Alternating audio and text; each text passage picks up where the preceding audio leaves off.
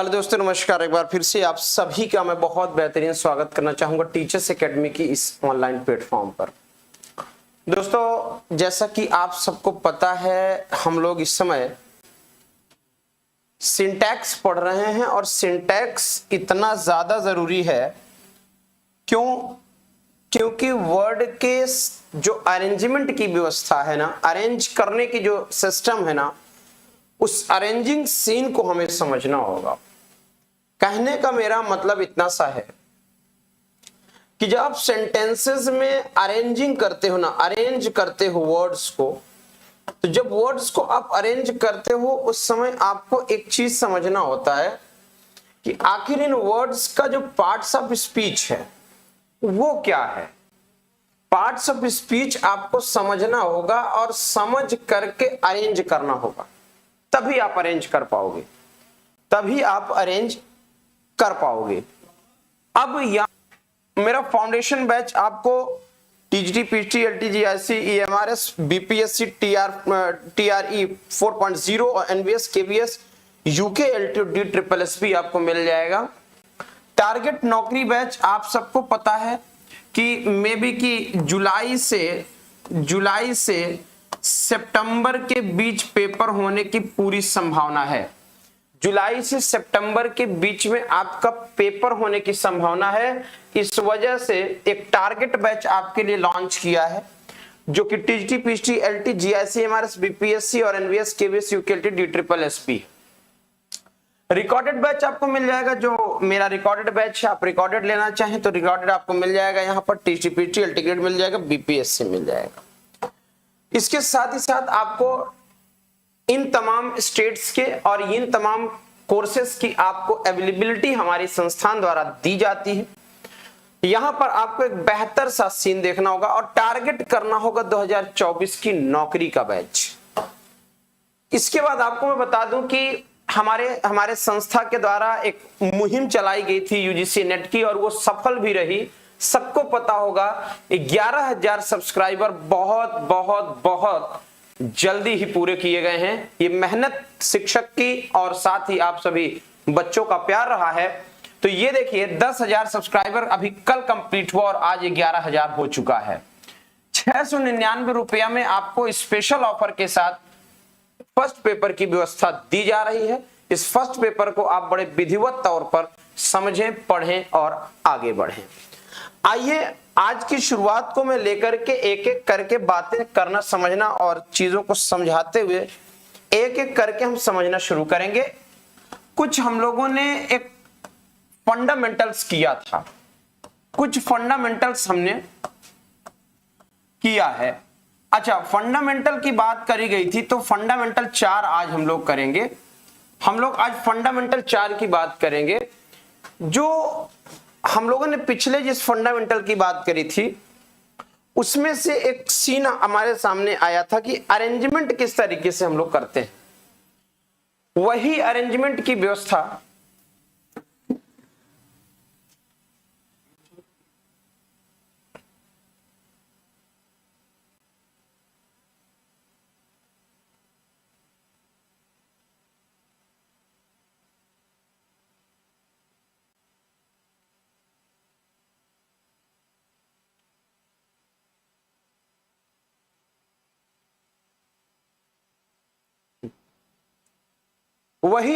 की व्यवस्था है जो अभी हम लोग समझेंगे।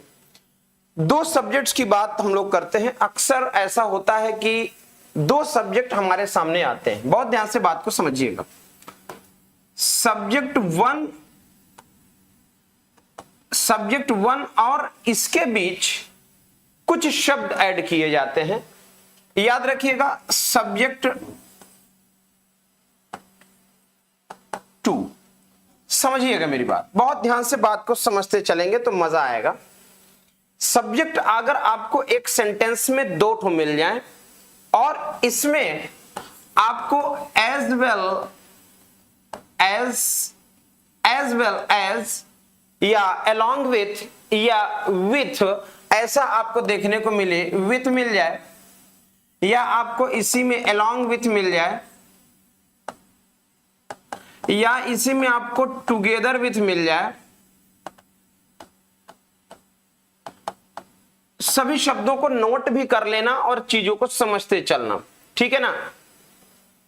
इन एडिशन टू मिल जाए, इन एडिशन टू मिल जाए, और भी तमाम शब्द हैं, आप अन्य तमाम उन शब्दों को बिल्कुल जोड़ सकते हो। एंड नॉट मिल जाए, बट मिल जाए, एंड नॉट मिल जाए, बट मिल जाए, बिसाइड मिल जाए।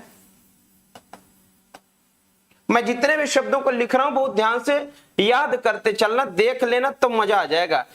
एक्सेप्ट मिल जाए, रादर मिल जाए, रादर मिल जाए। अगर ये सभी जो शब्द आपको देखने को मिल जा रहे हैं, ये शब्द अगर किसी दो आपस में सब्जेक्ट्स को जोड़ रहा हो, ठीक है ना, देन मिल जाए, accompanied by मिल जाए, accompanied by मिल जाए, ठीक है ना, देन मिल जाए, ठीक है, देन मिल जाए, या like unlike no less than मिल जाए, like unlike no less than मिल जाए।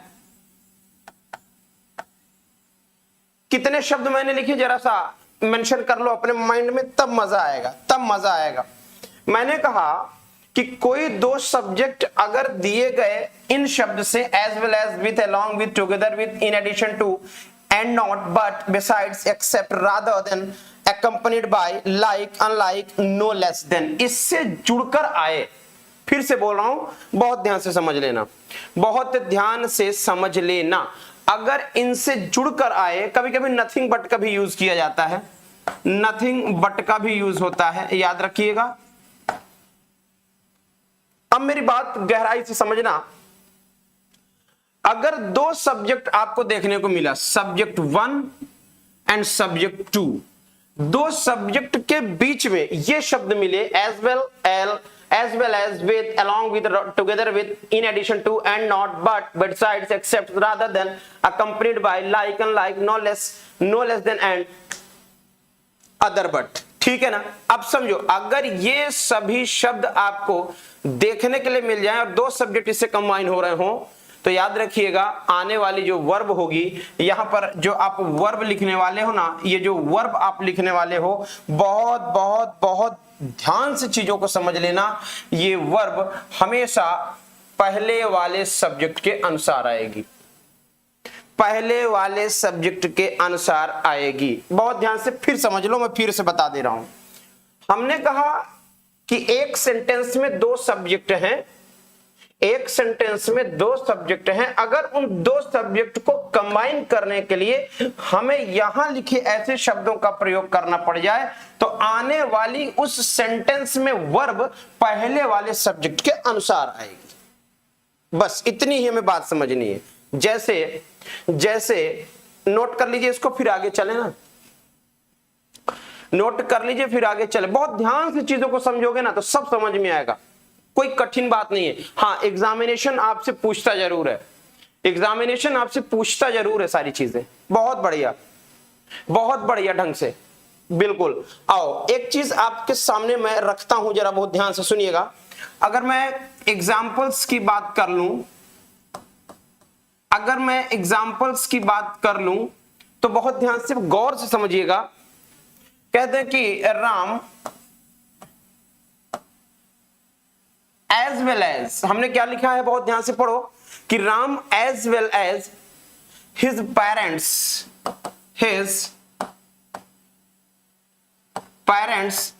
Is are coming. ऐसा कुछ आपके सामने क्वेश्चन बनाया जाए, ऐसा कुछ आपके सामने क्वेश्चन तैयार करें। तो मेरी बात सुनिए, एज वेल एज देखने को हमें मिल गया है, एज वेल एज हमें देखने को मिल गया है, और कहने के हिसाब से सब्जेक्ट एक मिला, बोलो ना, सब्जेक्ट 1 मिल गया, और इसके बाद हमें पेरेंट्स देखने को मिल गए, और ये अपने आप में सब्जेक्ट 2 मिल गया, 2 मिल गया, है ना। एक सब्जेक्ट दो सब्जेक्ट से कंबाइन हुआ, इस शब्द के, इसी शब्द की वजह से कंबाइन हो रहा है। तो आने वाली जो वर्ब होगी, आने वाली जो वर्ब होगी पहले वाले के अनुसार आएगी, और पहले वाला अपने आप में सिंगुलर फॉर्म है भाई, और सिंगुलर फॉर्म है तो आने वाली जो वर्ब होगी प्लूरल नहीं सिंगुलर होगी। आने वाली जो वर्ब होगी वो प्लूरल नहीं सिंगुलर होगी। ठीक हुई बातचीत? ठीक हुई बातचीत? बहुत अच्छा। अच्छा, दूसरी एक एग्जांपल की अगर मैं बात करूं, एक दूसरा एग्जांपल आपके सामने रखता हूं, बहुत ध्यान से, कि द कैप्टन along with, क्या लिखा कि the captain along with the sailors was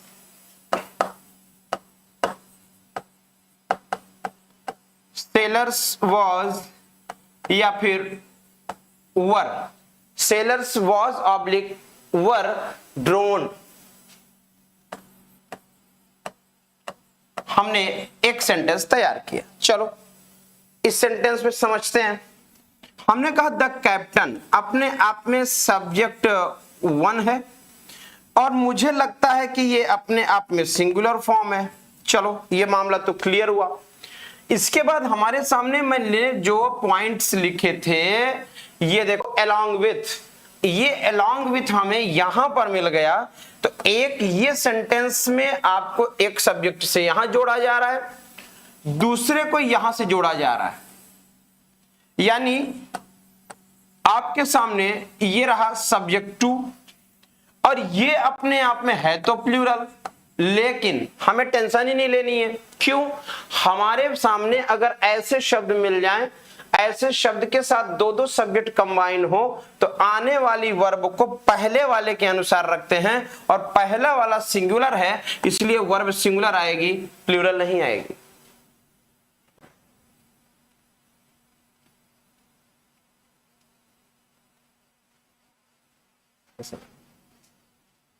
ठीक है, ठीक है।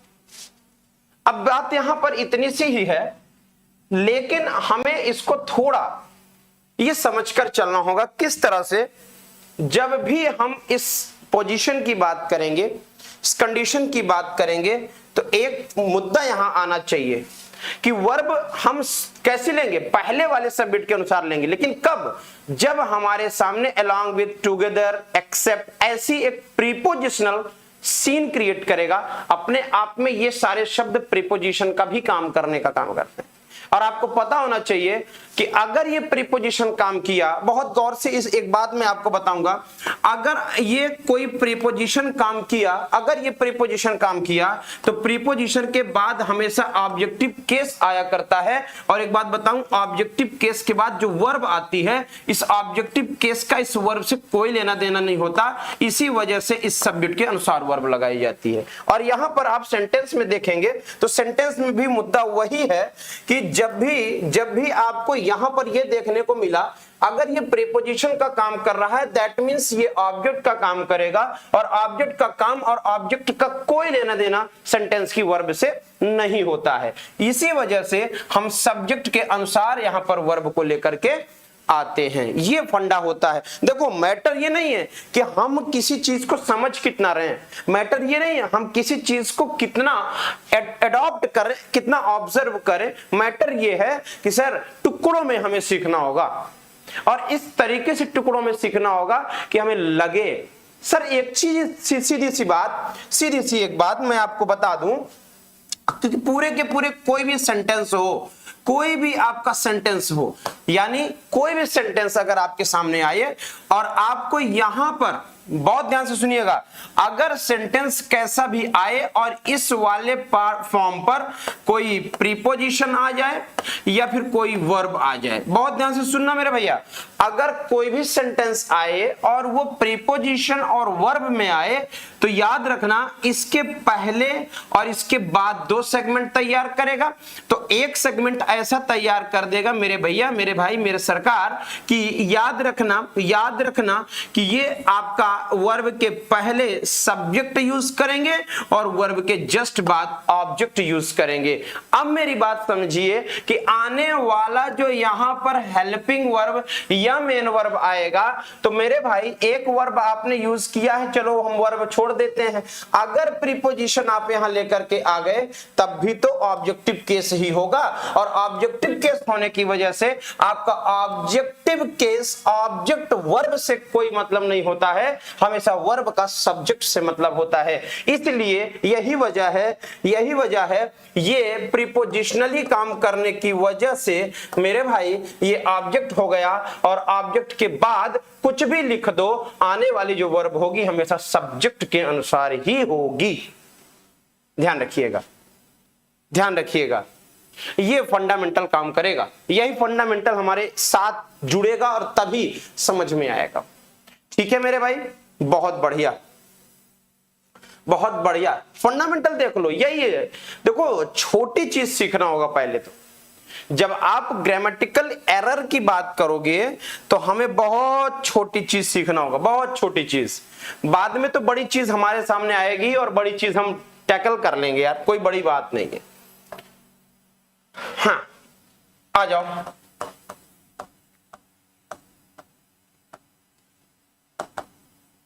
फंडामेंटल 5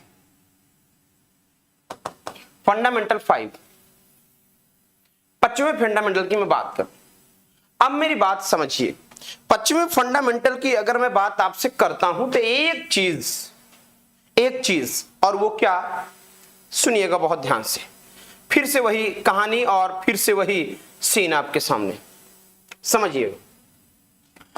अगर फिर से आपको सब्जेक्ट 1 बीच में स्पेस आ जाए और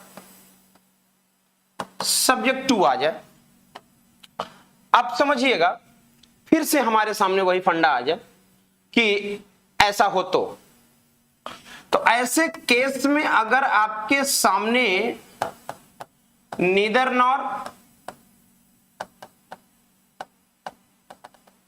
ईदर और, मैंने क्या कहा, नीदर नॉर, ईदर और, नॉट ओनली बट ऑल्सो,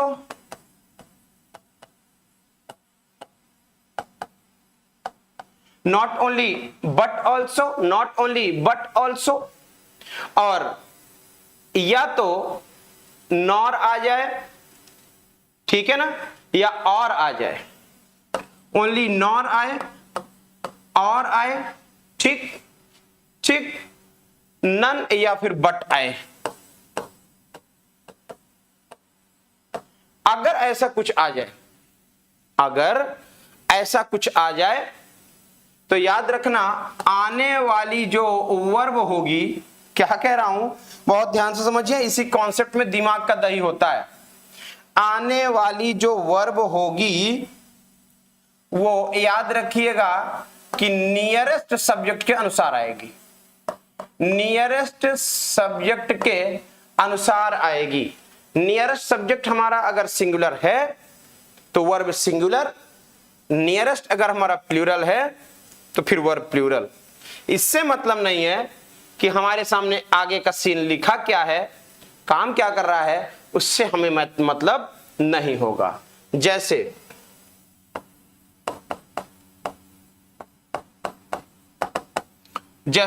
मैंने कहा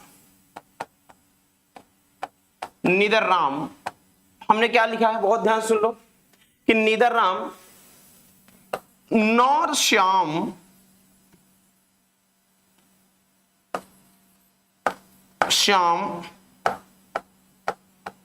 हैव और has come came come.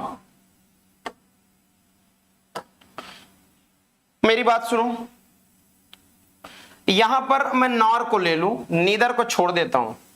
Nor के पहले, नॉर के बाद सब्जेक्ट की अगर मैं बात करूं तो 1, और सब्जेक्ट की मैं बात करूं तो सब्जेक्ट 2। अब कॉन्सेप्ट कहता है कि नॉर आ जाए और आ जाए, या नॉट नीदर नॉर आ जाए, या इधर और आ जाए, तो हम करेंगे क्या, आने वाली जो वर्ब होगी वो नियरेस्ट सब्जेक्ट के अनुसार होगी, यानी जो वर्ब लगी है उसी के पहले और उसी के बगल वाले सब्जेक्ट के अनुसार होगी। अब बात समझो।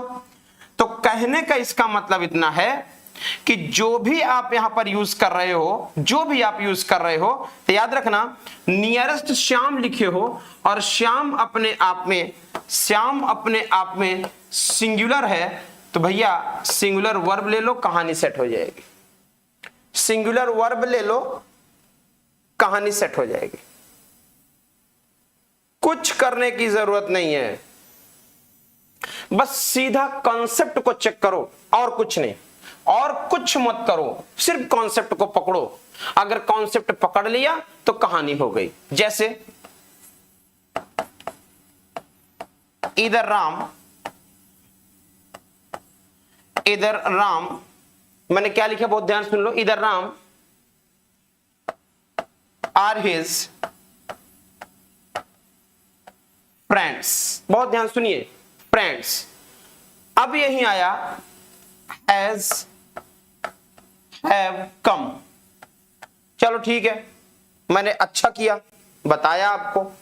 मैंने कहा और लगा हो, सब्जेक्ट एक आया, सब्जेक्ट दो आया, सब्जेक्ट एक आया, सब्जेक्ट दो आया। जब सब्जेक्ट एक और सब्जेक्ट दो आया तो एक फंडा आप समझ लो कि मेरे भाई नियरेस्ट ये वर्ब है, इसी के पहले यहां पर एक सब्जेक्ट लगा हुआ है और इसी के तहत इसी की बात क्या आएगी, यहां पर आपको प्लूरल लेना होगा, सिंगुलर नहीं लेना होगा। ध्यान रखिएगा इस बात को, सिंगुलर नहीं लेना होगा। यार वीडियो बना लो, मेरा बना लो उधर से आके एक नंबर, और क्या।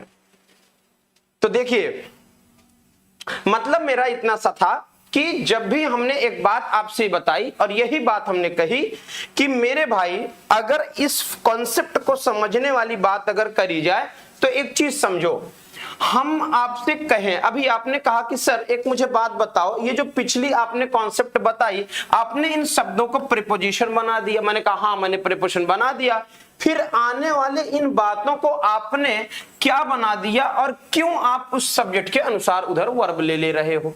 आओ एक इसका कॉन्सेप्ट आपको मैं समझा देता हूं, बहुत ध्यान से सुनिएगा। कभी कभी क्या होता है कि जो ये ईदर आर का सीन आता है ना, ये ईदर आर का जो सीन आता है ना मेरे भाई, ये आपका कंजंक्शन काम करता है। क्या काम करता है? कंजंक्शन काम करता है। और बहुत ध्यान से सुनिएगा, कंजंक्शन, और वो भी कैसा? कोऑर्डिनेट करेगा। कैसा कोऑर्डिनेट करेगा भाई? कैसा कोऑर्डिनेट करेगा? जोड़ने का काम करेगा। और जोड़ता क्या है? Parallel things. तो पैरेलल जब आप कोई चीज जोड़ते हो, जब आप कोई चीज पैरेलल एक चीजों को ऐड करते हो, तो मेरे भाई सब्जेक्ट टू सब्जेक्ट ही जोड़ा जाता है, ऑब्जेक्ट टू ऑब्जेक्ट ही जोड़ा जाता है, positive case to positive case ही जोड़ा जाता है। कभी भी सीन ऐसा नहीं से होता कि सब्जेक्ट को ऑब्जेक्ट जोड़ दो, ऑब्जेक्ट का सब्जेक्ट जोड़ दो, ये नहीं होता। आप आज तक सिर्फ ये जानते रहे कि एंड लगा दो बस हो गया, नहीं, एंड भर लगाने से नहीं होता। मैंने आपसे क्या कहा, यही मैं आपसे बता रहा हूं ना, सिंटैक्स का मतलब ही यही है कि हमको यह समझना होगा मेरे भाई कि आपने जो प्रयोग किया, आपने जो यूज किया इन तमाम शब्दों का, आखिर इन शब्दों के बाद ऐसा क्या है कि हम इस सब्जेक्ट के अनुसार ले रहे हैं वर्ब, हम क्यों ले रहे हैं। और वही फंडामेंटल मैंने आपसे यहां पर बताया कि ये जो सभी शब्द हैं, इन शब्दों के बाद हम क्यों नहीं ले रहे हैं। सवाल तो खड़ा ये होता है, क्यों? तो सर एक बात हमेशा याद रखना, ये वो शब्द हैं जो प्रीपोजिशनली यूज किए जाते हैं और ये वो शब्द हैं जो कंजंक्शनली यूज किए जाते हैं। और यही वजह से कंजंक्शन ये नहीं दिखाता कभी भी किसी सेंटेंस में कि तुम कौन से हो सब्जेक्ट, कौन से हो ऑब्जेक्ट, ये नहीं दिखाता। क्यों? सब्जेक्ट का सब्जेक्ट, ऑब्जेक्ट का ऑब्जेक्ट, पॉजिटिव केस का पॉजिटिव केस से कनेक्टिविटी दिखाता है। और यही वजह है कि इन शब्दों के बाद हम इसका बिल्कुल बेहतरीन तरीके से हम आराम से इसका यूज करके इसके नियरेस्ट वाले सब्जेक्ट के अनुसार वर्ब का चयन कर सकते हैं। याद रखिएगा इन बातों को, बड़ी जरूरी बातें हैं, बहुत जरूरी बातें हैं। ठीक, बहुत अच्छा, इसको जरूर रट लेना, तभी मजा आएगा। आ जाओ आ जाओ, ये रटने वाली चीजें हैं। हाँ, कॉन्सेप्ट तो क्लियर करेगा ही करेगा, लेकिन ये चीजें रटने वाली हैं, खूब रटो तब मजा आएगा। आओ फंडामेंटल की आगे की बात कर लें।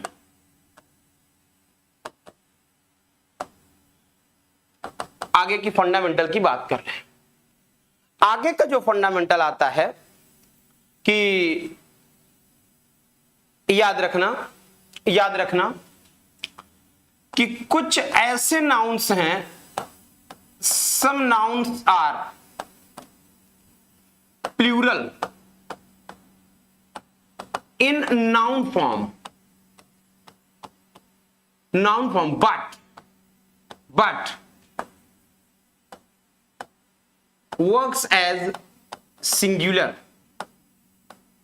कहानी यहां गड़बड़ होती है और फिर कहते क्या है बच्चे, अरे सर क्या बताएं, शिट कहने का कोई मतलब नहीं होता। जैसे समझते जाइएगा, मैं कहूं मीजल्स, मैंने क्या लिखा, मीजल्स, मैंने कहा मम्स, हमने कहा रिकेट्स, बीमारी के नाम है ना, शिंगल्स, ठीक, मम्स, सिंगल्स, ये हमेशा सिंगुलर लेके आएंगे। लग तो रहे प्लूरल लेकिन होंगे सिंगुलर, और यही वजह से इनके साथ जो वर्ब आप टेकअप करोगे हमेशा सिंगुलर टेकअप करोगे,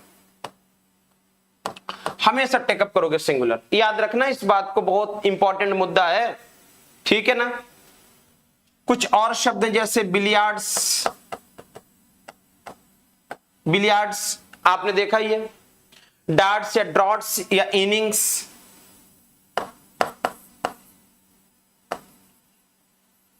ड्रॉट्स, डार्ट्स, आपने इनिंग्स देखी होगी।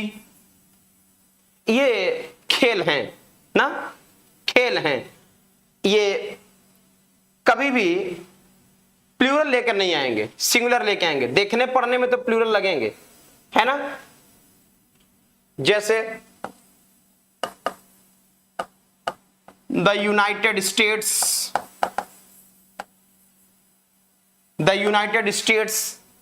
का मतलब इन बहुत ज्यादा राज्य की बात कर रहा है, ठीक है ना। द वेस्ट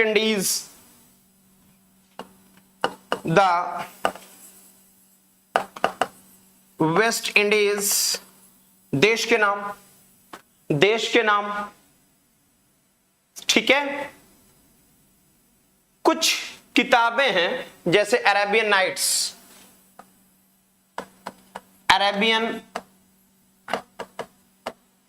नाइट्स, ये ऐसा नहीं है कि बहुत ज्यादा रात की बात कर दी है, एक ही किताब है ये, अरेबियन नाइट्स, ठीक। Three musketeers,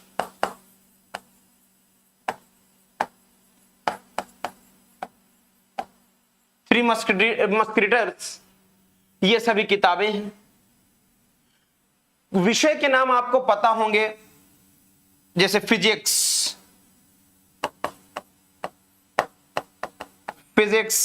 mathematics, economics, civics,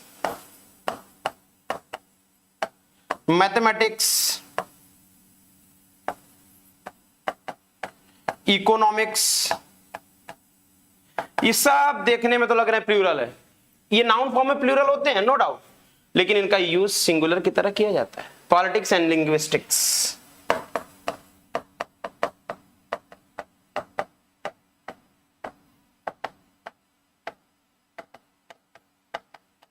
लो, तो ये इस तरीके से इन शब्दों को रटना होगा।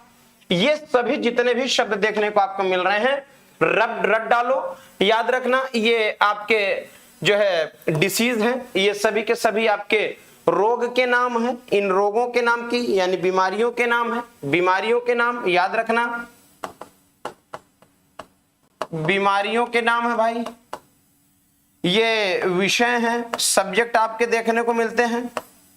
ये आपके खेल हैं, ये आपके देश हैं, ये आपकी किताबें हैं। नोट कर लो, नोट कर लो, नोट डाउन कर लीजिए।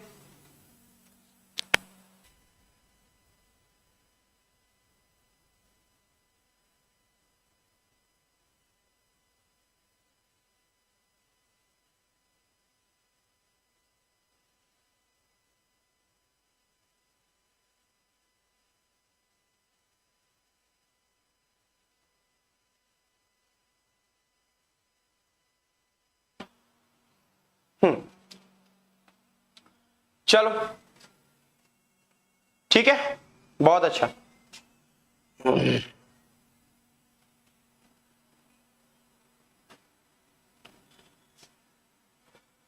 चलो भाई,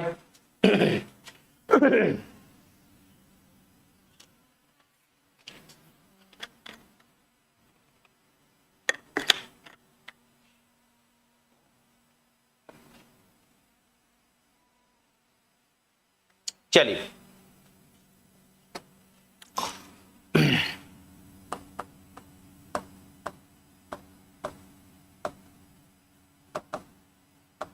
फंडामेंटल 7 फंडामेंटल है, 7वां है।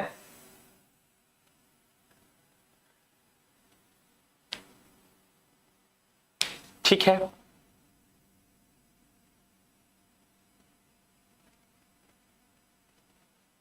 चलिए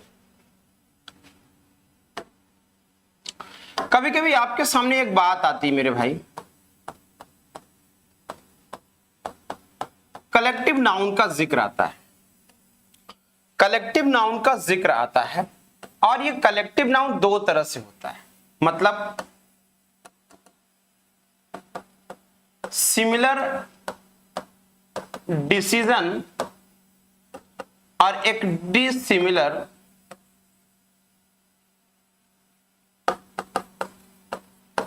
डिसीजन, यानी एक में सिमिलरिटी दिखाएगा और एक में डिसिमिलरिटी दिखाएगा। As you know very well कि a collection of anything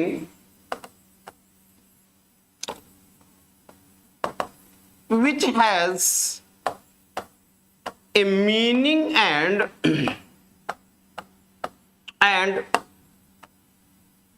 sense also, that is collective noun, that is collective noun। यही तो है वो collective noun। हाँ या ना? अब कलेक्टिव नाउन दो तरह से काम करेगा, कॉम्पैक्ट नॉन कॉम्पैक्ट आप कह सकते हो, या आप कह सकते हो सिमिलर डिसीजन हो या फिर डिसिमिलर डिसीजन हो।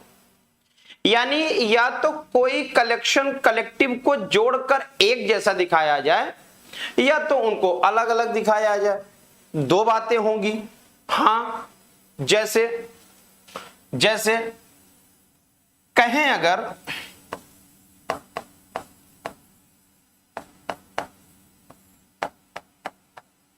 the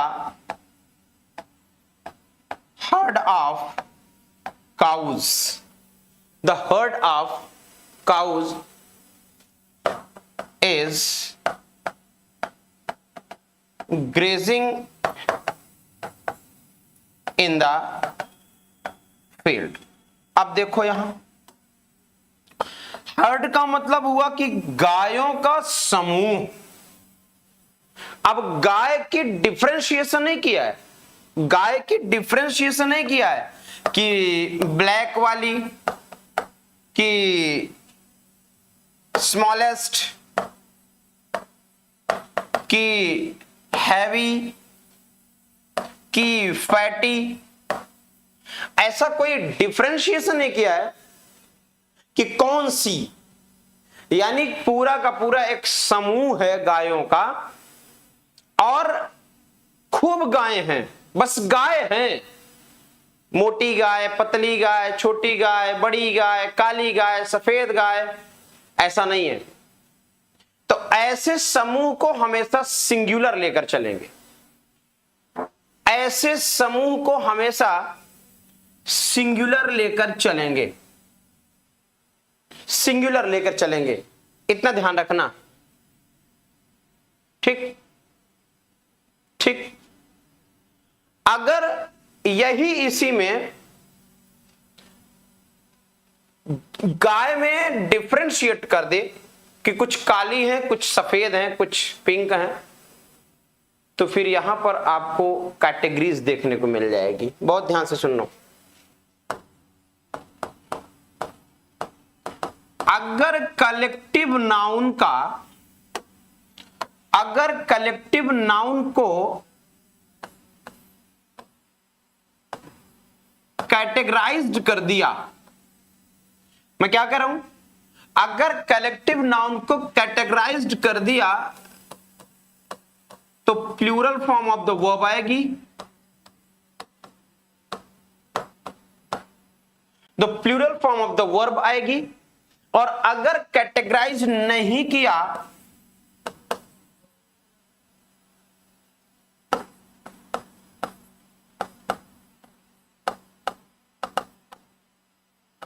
तो याद रखना singular form of the verb आएगी, singular form of the verb आएगी। जैसे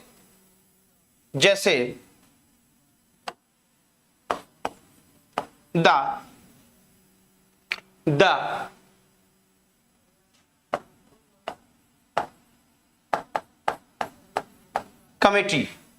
committee has unanimously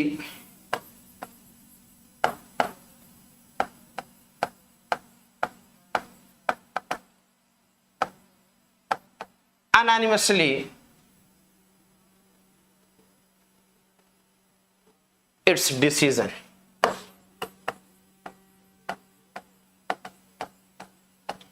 यानी यहां देखो, कमेटी अपने आप में एक ग्रुप है और ऑल्सो कलेक्टिव नाउन है। ठीक, लेकिन इनकी बातें सेम है ना, इसीलिए यहां इट्स लेकर आया और ये नहीं हैज लगा दो, ज्यादा अच्छा हो जाएगा। ठीक, बात समझ में आई?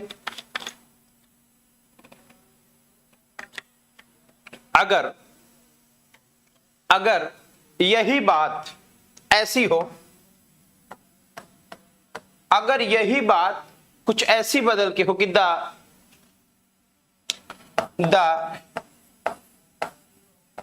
jury is oblique are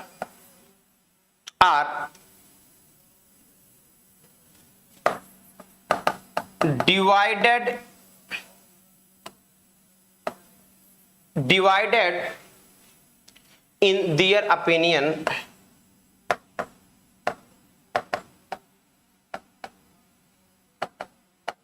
तो मेरे भाई अगर अपने अपने ओपिनियन से ज्यूरी कलेक्टिव नाउन है और ये बदल जा रही है, अलग अलग हो जा रही, जबकि एक ही है, तो इज नहीं प्लूरल लेकर आएगा, प्लूरल लेकर आएगा। ध्यान रखना इसको।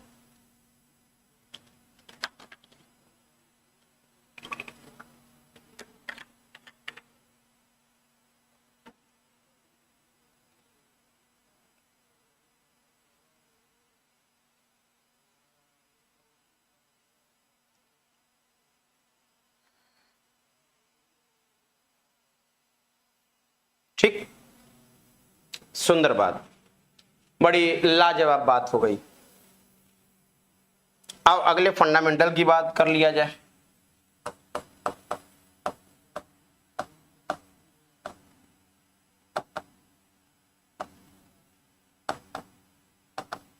अगले फंडामेंटल की बात कर लो।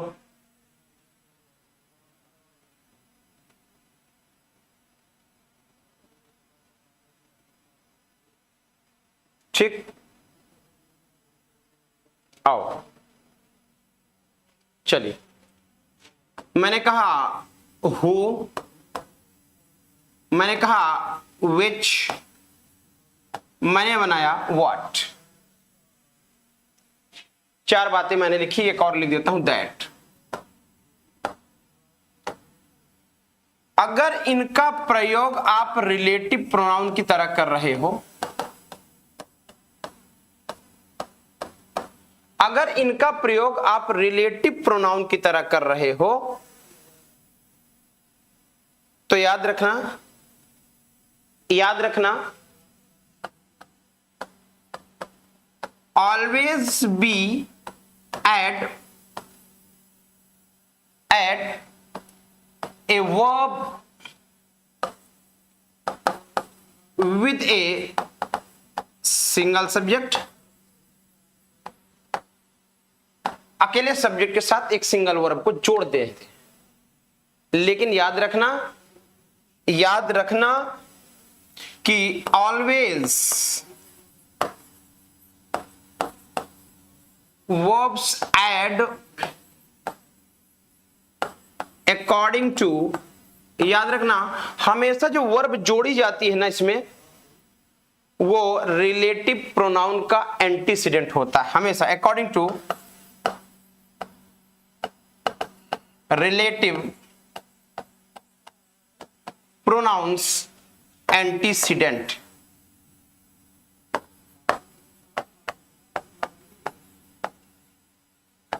रिलेटिव प्रोनाउन के एंटीसीडेंट के अनुसार जोड़ी जाएगी। जैसे आओ आपको दिखाता हूं एक एग्जांपल्स के साथ। एक एग्जांपल के साथ आपको मैं दिखा रहा हूं, बहुत ध्यान से देखना कि से is one of the, C is one of the. आप भी सेंटेंस को देखते रहा करो, ठीक। नोबलेस्ट वुमेन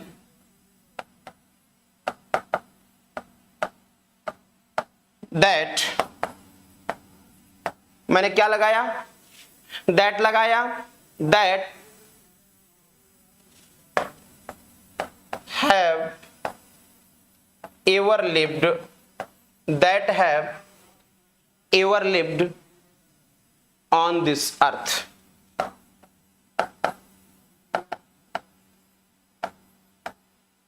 लो, अब हमें यह समझना होगा एंटीसीडेंट किस तरीके से काम करता है।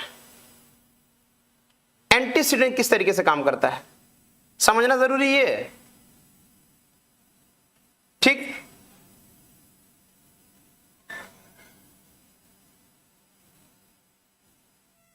हाँ जी,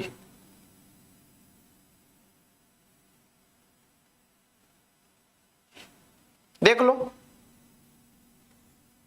अब देखो बात, वुमेन तो सिंगुलर आया है, नो डाउट, लेकिन कंडीशन क्या कह रही है कि ऑलवेज वर्ब आएगी किसके अनुसार, अकॉर्डिंग टू रिलेटिव प्रोनाउन के एंटीसीडेंट के।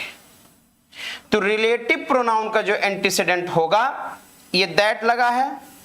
अब इसका एंटीसीडेंट आप लेने जाओगे तो ये देखो वन ऑफ द नोबलेस्ट लिखा हुआ, इसका मतलब ये कहीं ना कहीं प्लूरल फॉर्म की बात कर रहा है, प्लूरल फॉर्म की बात कर रहा है। और प्लूरल फॉर्म की बात करने की वजह से प्लूरल वर्ब सही हुई, सही हुई।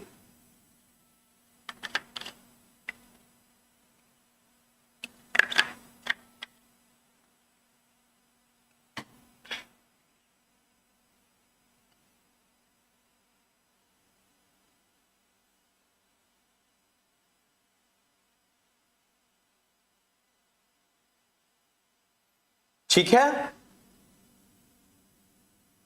तो आज फिलहाल इतना ही करेंगे।